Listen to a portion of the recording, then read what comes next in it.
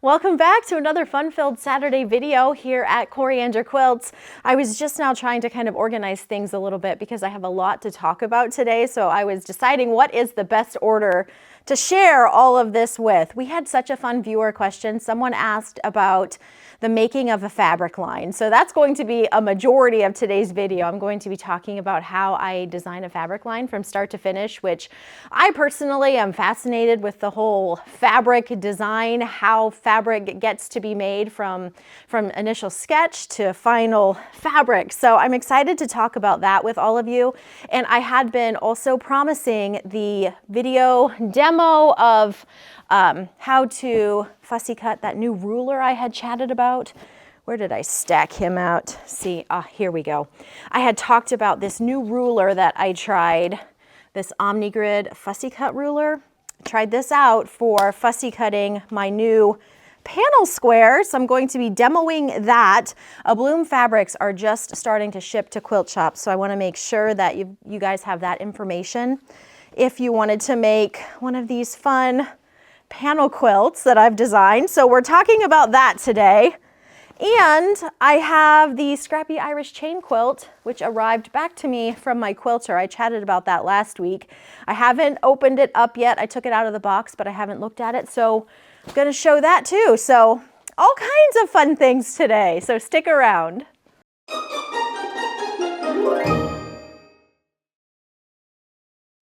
First up, let me share some viewer quilts that were sent in over the last few weeks.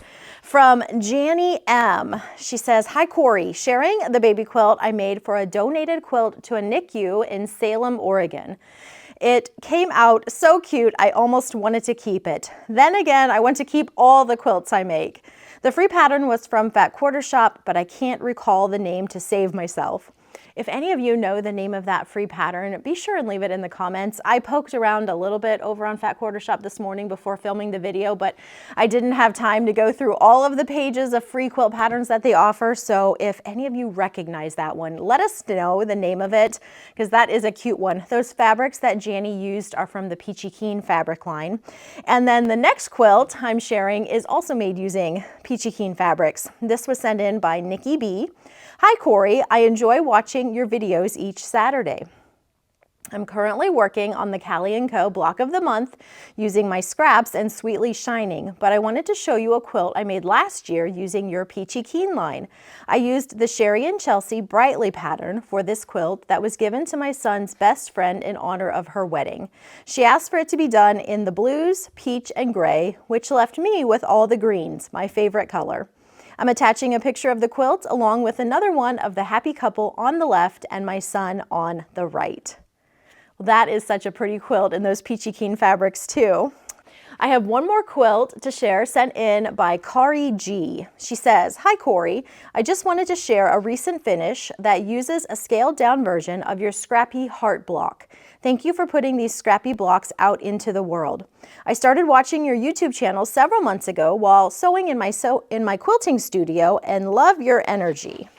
I made your Scrappy Heart block with 2-inch and 1.5-inch scraps in an effort to start using up more of my mountain of scraps in 2025. I made a total of 64 heart blocks from 8 different families of color to create a square quilt that contains a total of 4,102 pieces, including border fabric. This quilt is part of a small exhibit that I just hung at my artist collective gallery in Trondheim, Norway, called Little Rainbow Bites. Enjoy! Thank you for the inspiration." And Kari has sent in several photos of that Scrappy Heart quilt, as you see, and then a picture of her exhibit as well, which is just beautiful. I loved seeing those. I thought that was so much fun. That Scrappy Heart block pattern is still available on the Coriander Quilts website. It's a free 1-block pattern download if any of you are interested in making Scrappy Hearts of your own. And I do get asked if I plan to release more of my Scrappy blocks, and I do. It's just a matter of making time to get the patterns written up. I have several of them designed already. I just need to get the patterns written up. But it has been just a little bit hectic around here. But yes, to answer those of you that asked me that question, I do plan to release more of those. We are going to move right into a viewer question, which segues perfectly for sharing my Scrappy Irish chain quilt, because it comes to us from Sylvia Engel, and she says, I would love to see the Irish chain quilt with lovely quilting. So let's take a look at this quilt together. So I sent my Scrappy Irish chain quilt off to David of Quilting by David, and just got it back out of the mailbox just this morning. So brand new, back to us here at the Yoder household, and I can't wait to see it. I saw a photo of it, but I haven't seen it yet in person, and it looks lovely. So pretty. So this quilt was the one that you all voted to have me finish last month in March for our UFO challenge that I'm hosting. My project last month was to send out a quilt top, viewer's choice quilt top, and have it quilted. And fun enough, that happened again this month because I had written that down for 2 of my projects. So my April project is also sending out another quilt top. So I need to get that ready to send out to David as well. Here is what it looks like up close. The name of this quilting is called Infinity, and it is a So Shabby Quilting quilt design. It's the first time David and I used this for one of my quilts, and I really like the scale he went with on this. I think that looks great. I like that it gives a lot of texture in these open spaces. I really debated about what I wanted to use for the quilting on this one. When you've got a lot of open space, you can do so many different things. And so I debated. I'm really happy with the way this turned out. It has, you know, a lot of good texture in there, but it doesn't detract from the overall quilt pattern design. So I think that is really pretty. I also had David bind it. He offers binding services when you send out quilts to him, so I oftentimes take advantage of that. I used one of the stripes from one of my collections, and for the backing, I used one of my 108-inch wide fabrics. This is from Beautiful Day, and this large scale print is the same print on the white background, also from Beautiful Day. So it was so nice to have a 108, so I didn't have to piece anything before I sent this out. But that is my completed Scrappy Irish chain, and I'm really happy with the way that turned out. Let's take a look at that quilting one more time on the back. I don't know how well you guys can see that. I can see it pretty well here, but just a really pretty finish. Those are all prints from various collections of mine. The nice dark gray framing all of them out. I think that turned out beautifully. So a works in progress that is no longer in progress. I can check this one right off my list, and I'm tickled to have that one done. Now, Sylvia had another part of her question, which is going to lead us right into the next portion of our video. She says, what is the process of designing a new fabric line from start to finish? Thanks for your videos. Greetings from Germany. So welcome from Germany. And I am going to be sharing in detail about how I go about designing a fabric line. This works differently from designer to designer, so I'm just sharing how it looks for me and how my schedule throughout the year works. And I am going to be doing a lot of talking during this portion of the video. I have a little bit to share in regard to on-screen pictures, but a lot of talking. So if you have some cleaning or some laundry, or if you're driving somewhere and you need something to listen to, this little segment is going to be a great one just to sort of play and listen for the next little bit here. So I have shared in in-person lectures how I make fabric lines, but I don't think I've ever shared here on the channel. So I had already something typed up for when I share in person, and I'm just going to be reading off. I adjusted it a little bit so that I could talk a little bit more about bloom fabrics, because those are the ones that are just hitting quilt shops now. So I adjusted my little chat to reference a bloom a bit more. And I think it's just so interesting. Now, if you are waiting for the ruler demo, that portion of the video is going to come at the end. So stick around, or fast forward if you're not interested in how a fabric line is made and you're more interested in that ruler demo. But let's go ahead. So I've been designing fabrics for Moda Fabrics since 2014. I usually have 2 fabric lines come out each year, occasionally 3, and my 25th fabric line will be showing to quilt shops in May and coming out this fall. When I started designing fabrics, I would never have believed that I would just merrily continue on my way for so long. It's been so much fun and I've learned so much as I go, and I really had no idea what goes into making a fabric line after the artwork is turned in, and I just think the whole process is so interesting.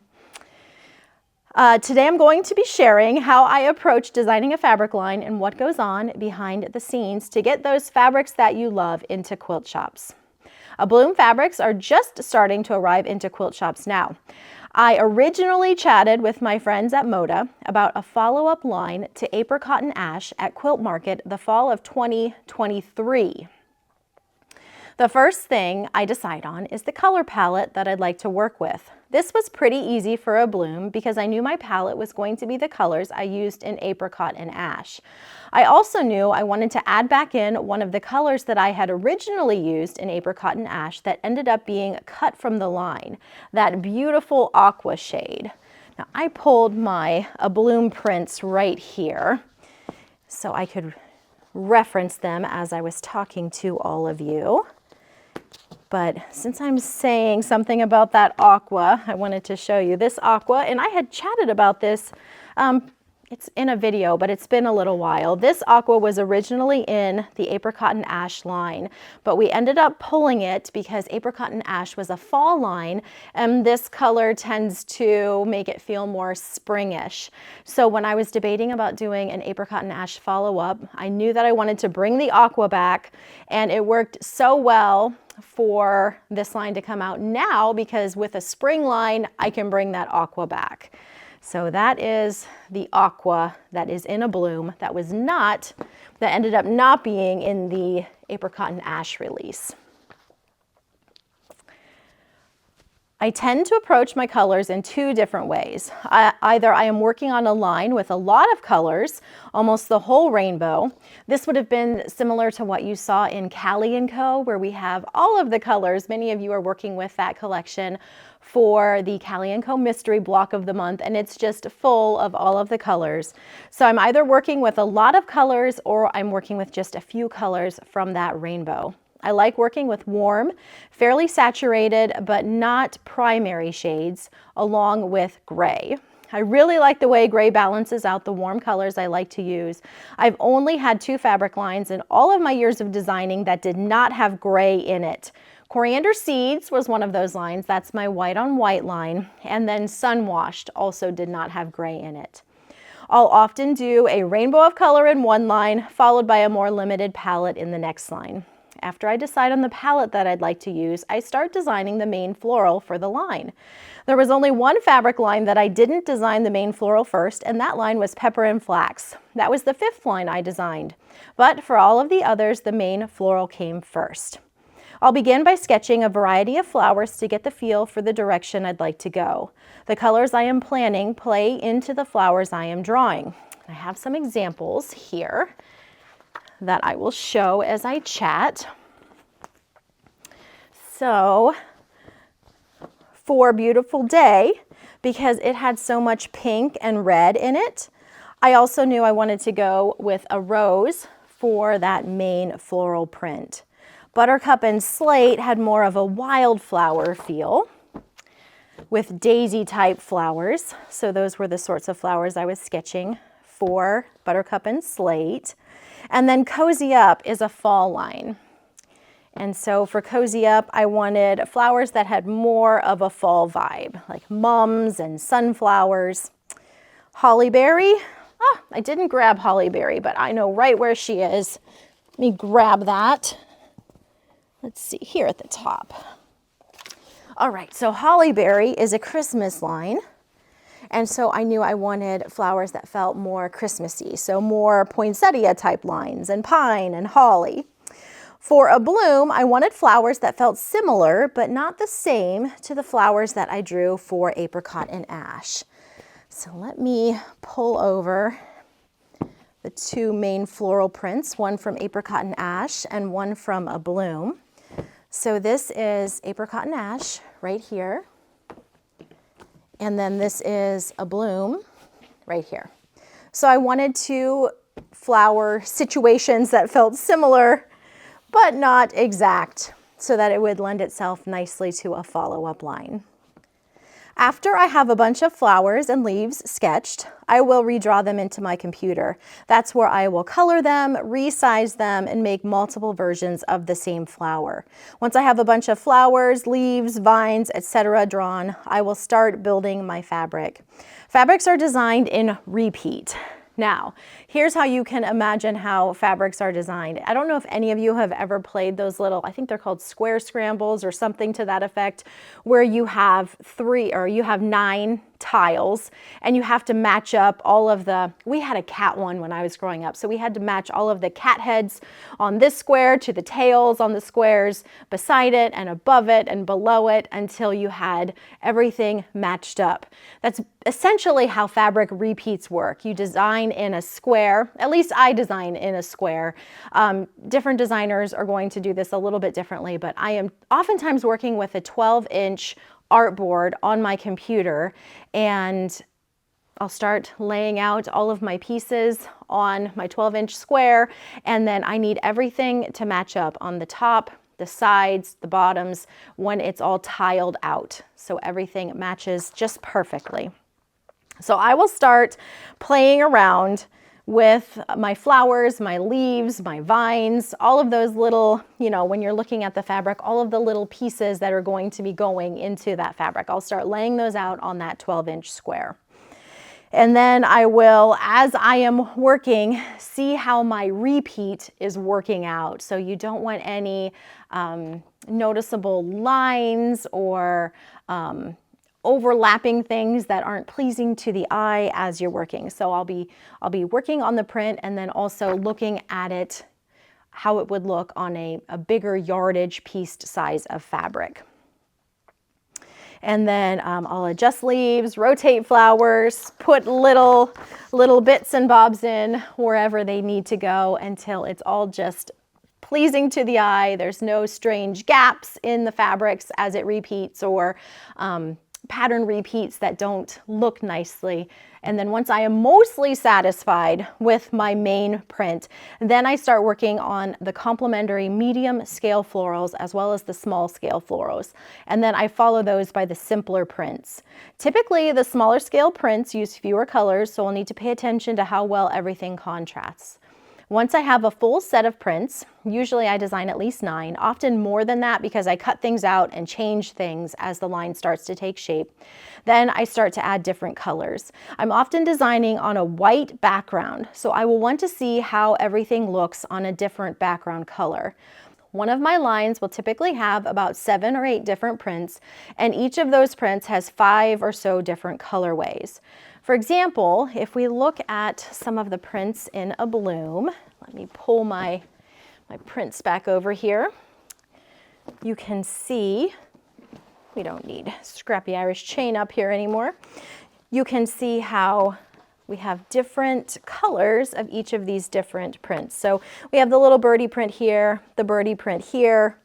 Down here we have it again in the little green. We have it in aqua. So it's the same print, just in different colors. And all of the prints in the collection will be that same way. There will be different prints and then different colors of those prints. As I'm wrapping up the designs, I'll print out copies of all of the prints that I'm considering for the line so I can see hard copies of the different scales, all of the colors, all of the prints, etc. This helps me decide if anything is missing or if a print isn't playing as well with the others. At this point in time, there are usually prints that end up needing to be cut. They're just not working out as well. And then that will often lead me to realize that the line needs a little something more that hasn't been included. So I will oftentimes add a new print at that point in the game. Once I have all of my artwork finalized, I will put together the files that I'll send to Moda. They will include the different prints, the name of each print, the colorways, the Moda Bella solids I would like the colors to match, the name of the line, and the selvage quote.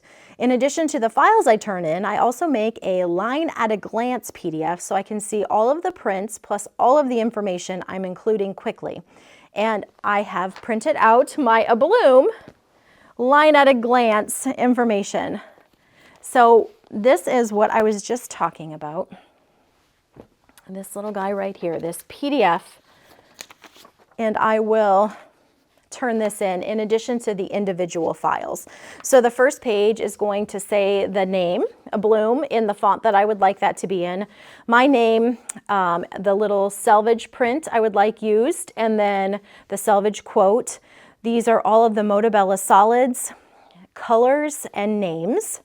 And then it includes all of the prints that I am submitting. So that large main print is called Springtime Rose. I've broken it down by the different colors, and then a larger document so you can see the print a little better. And I'll have one of those for every one of the prints. So Songbird, the different colors of Songbird, and then a larger version of it so you can see that print a bit better. And this goes down through all of the different prints. This document includes more fabrics than will be included in the final line as I make final choices during the strike-off phase.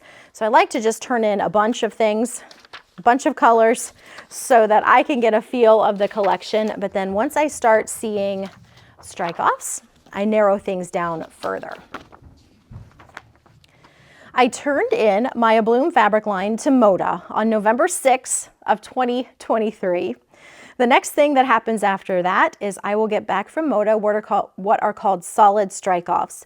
These are solid pieces of fabric that ideally match the Bella solids that I've said I'd like them to match. Sometimes they match better than other times, and it might take a little bit of back and forth to get those colors just right.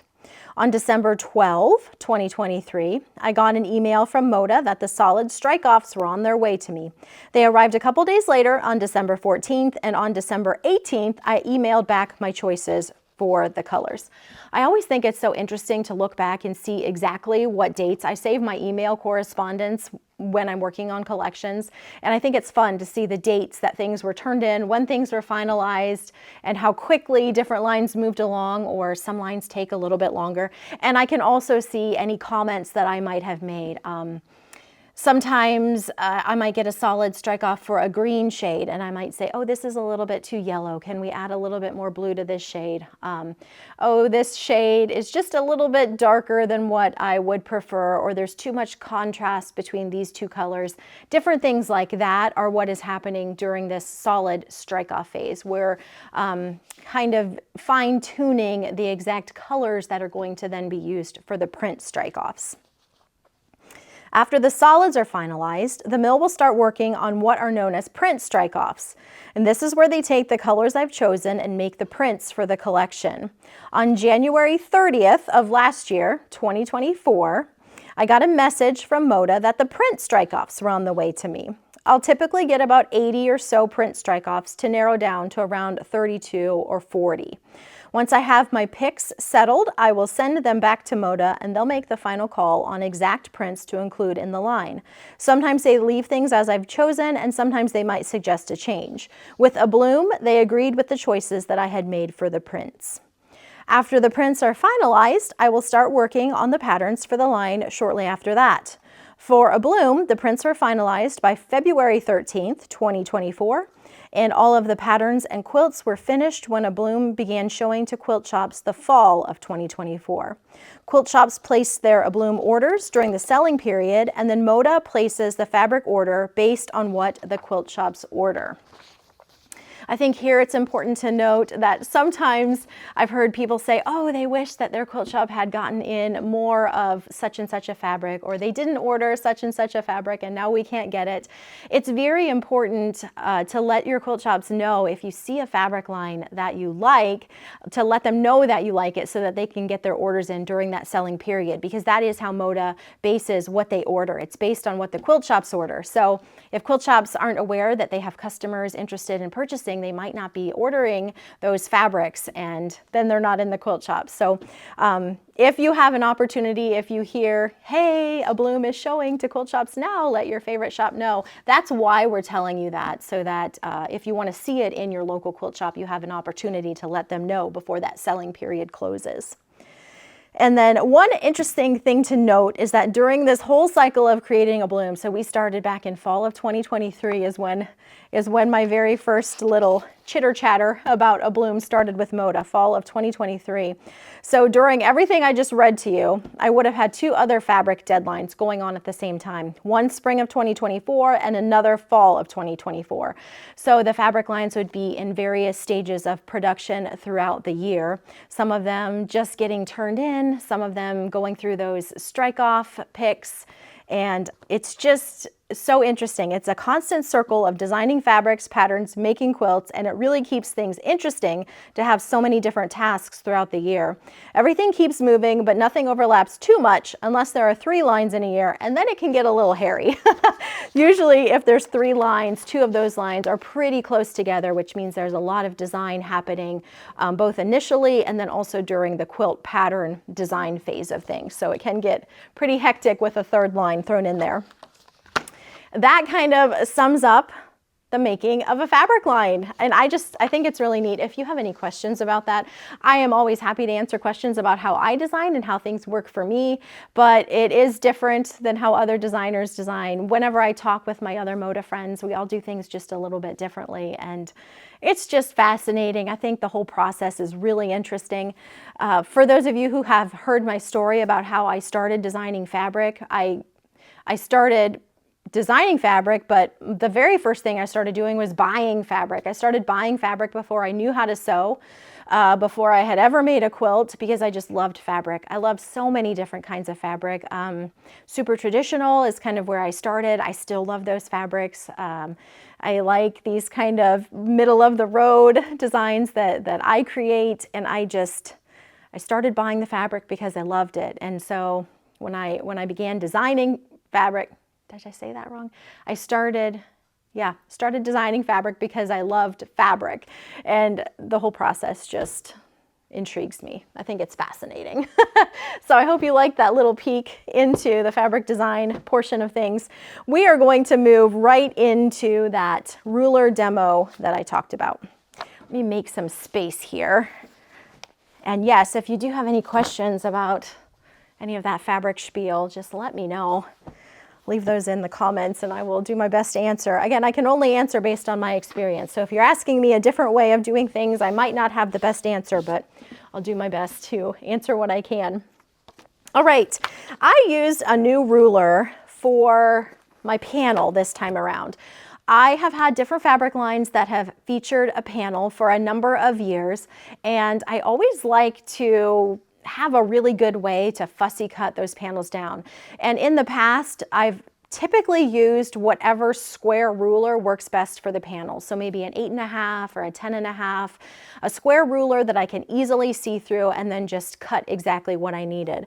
I stumbled across this Omnigrid fussy cut template ruler. It's actually a set of 2. When I was seeing what ruler I was going to be using for this panel. And I don't like buying a lot of excess sewing goods. You know, it's really nice if you really use what you have. So I don't like buying a lot of extra things, but I really like the convenience of having exactly what I need when I am fussy cutting panel squares.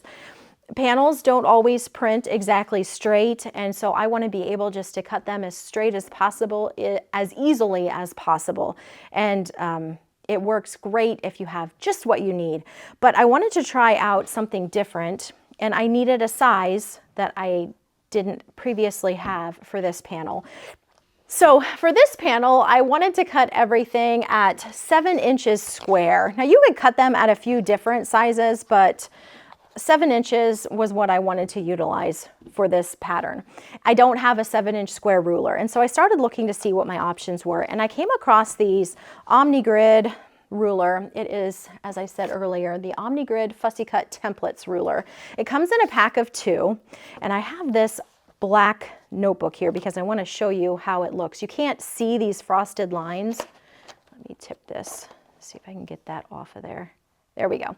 You can't see the frosted lines as well when it's not on the black. So these are the frosted lines that denote the 1/4 inch seam allowances, and they just happen to fit perfectly with the X's on my panel. So I really liked using them. You can cut, so this ruler here has space for 3 inch, 3.5, and then we have 5 inch and 5.5, and we have 7 inch and 7.5. And then the other option has the even squares. So this one has 2 and 2.5. Trying to get that nice for you guys so you can see it, but not have that, the light above me shining on it. There we go. Okay, so 2 and 2.5, and then 4, 4.5, 6, 6.5, 8, and 8.5. So you can cut fussy cut squares in all of those sizes. So it makes it a really versatile duo between the two. For today's video, I am going to be using and showing how to cut the panels at the 7 inch mark, which is right inside this frosted edge right here. So let's just go ahead and cut ourselves a panel square.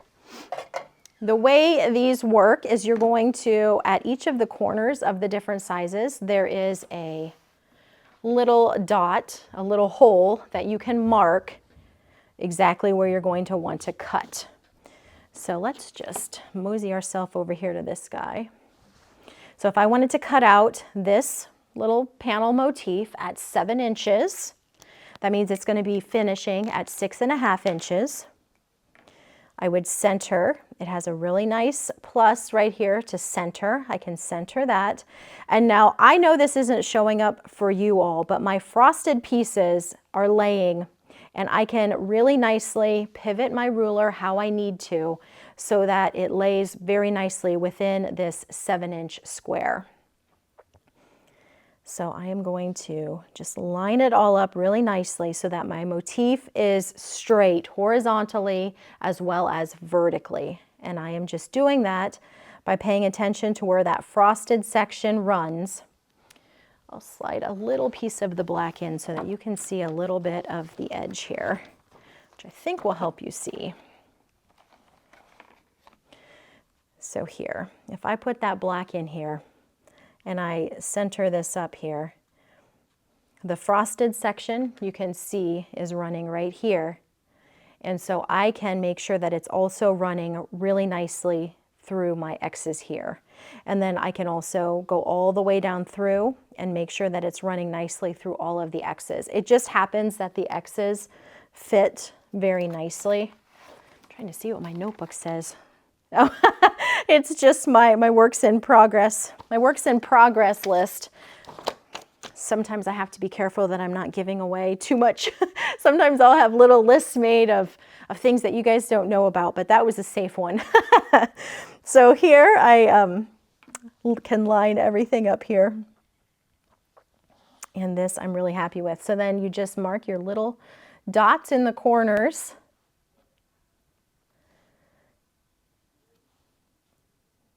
There we go. So I've got little blue dots here, here, here, and here. And then I can just take a regular ruler to cut this apart. And so that's what I will do. I'm gonna unfold this a little bit.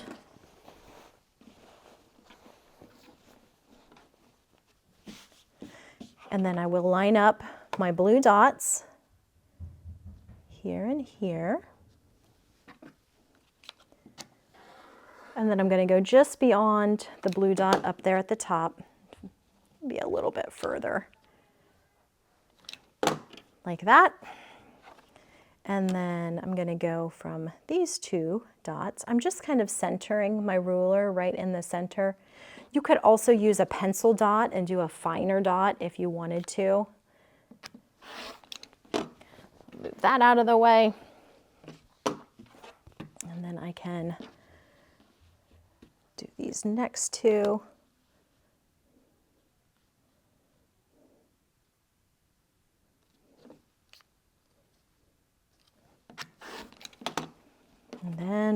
too.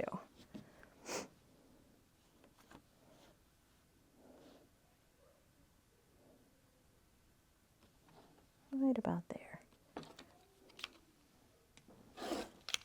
Oops. There we go.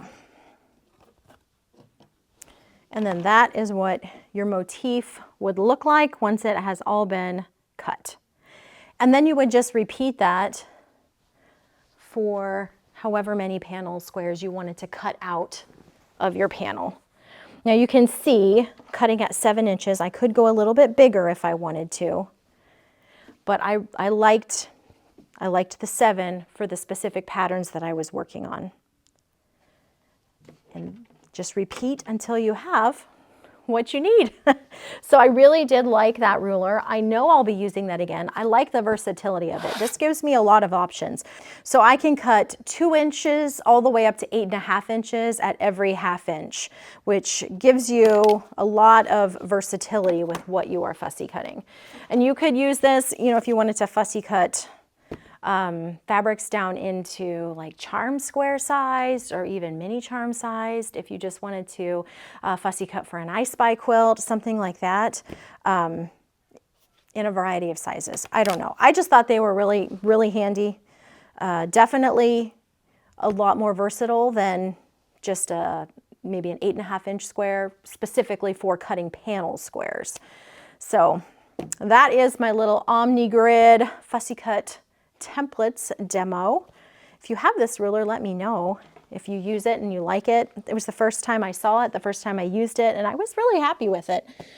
Really happy with it. I know that's going to be one that I'll continue using because I do like using panels and I like a way that I can just center everything up really nicely. So I'm going to show you these 2 quilts real quick.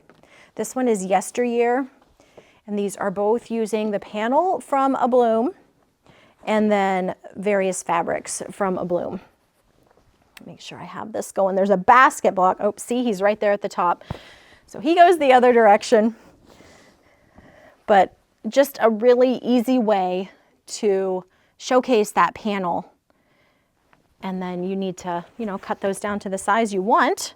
And that ruler was just so nice for cutting these up. So that's Yesteryear. And then Handiwork is another one. Yesteryear uses yardage. It finishes at 59 by 70.5. Handiwork is a layer cake quilt. Of course, you could also cut your own 10-inch squares. But this is what it looks like. Like so, with those panels cut in there. You're going to notice that I bordered my panels out. It's just another way that I can make sure everything stays nice and tidy and straight. If for some reason I would have had a panel square and I just absolutely could not straighten it up for the life of me, by adding this border and then squaring up your border, it's just another way to keep everything running nice and tidy. So I sometimes take advantage of that little trick when I'm using panels just to keep everything straight. So that is the Handiwork pattern and Yesteryear pattern. So that wraps up a quick little Omnigrid Fussy Cut Templates ruler demo. The other thing I wanted to mention is that I will have some fun to share, hopefully next week. I always have so many fun things in videos. I have to kind of plan things out so I don't have way too many things in one video. But I have an Aurifil thread box that coordinates with the A Bloom fabrics. So that means you can hand stitch on these beautiful panel squares and give it an embroidered look, which is not even an embroidered look, an actual embroidered design. So I'll be talking more about that thread box hopefully next week, because that is a really nice addition if you like doing handwork and you are planning on picking up the A Bloom panel. So wanted to share that with you guys too. Keep an eye out for that video because that will be fun. So that's today's video. I thank you so much for stopping by. Again, if you have any questions, feel free to let me know and I will catch you again next time.